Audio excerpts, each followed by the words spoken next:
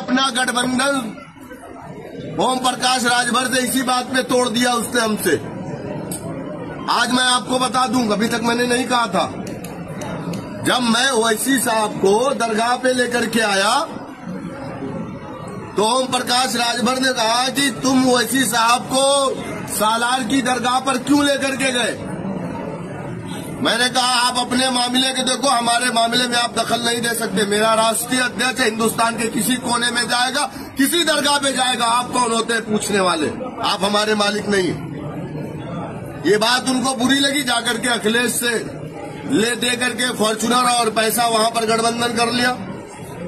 लेकिन मैं पूछना चाहता हूं यासर शाह से कि अखिलेश यादव ने कैसे उसको गठबंधन कर लिया, कैसे कर लिया। अखिलेश यादव को ये बताना पड़ेगा कि आपकी पार्टी सालार मसूद गाजी के साथ खड़ी है, उनके मानने वालों के साथ खड़ी है, या सुहेल देव भारतीय समाज पार्टी राजा सुहेल के साथ खड़ी है। आपको ये बात बोलना पड़ेगा। इन लोगों ने कहा पीडीए पीडीए पीडीए, क्या है भाई पीडीए? पूछो तो कहते हैं पिछड़ा दलित, कभी कहते हैं अगड़ा, कभी कहते हैं आधी आबादी, कभी कहते हैं अल्पसंख्यक, कहते हैं ना। ये झूठे लोग हैं। ये परिवार डेवलपमेंट एजेंसी है, पी फॉर परिवार, D for development, A for agency. ये परिवार डेवलपमेंट एजेंसी है और ये इस बात का सबूत है कि हिंदुस्तान में सबसे बड़ा अगर कोई सियासी परिवार है जिसके घर में सबसे ज्यादा एमपी है, एमएलए है, वो या तो मुलायम सिंह का परिवार है या तो लालू यादव का परिवार है।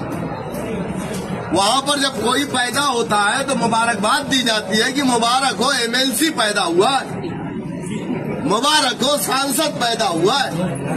और हमारे यहाँ कोई पैदा होता है तो वो आपस में मुबारकबाद देते हैं कि मुबारक हो अब्दुल का एक वोट बढ़ गया है हमारे लिए। तो ठीक है, हमने गुलामी की, यकीनन की हमने, कभी कांग्रेस की, कभी समाजवादी की। हमारे पास सियासी प्लेटफॉर्म नहीं था, लेकिन अब हमारे पास एक ऐसा कायद है, एक ऐसा लीडर है जो हिंदुस्तान का सबसे काबिल लीडर है।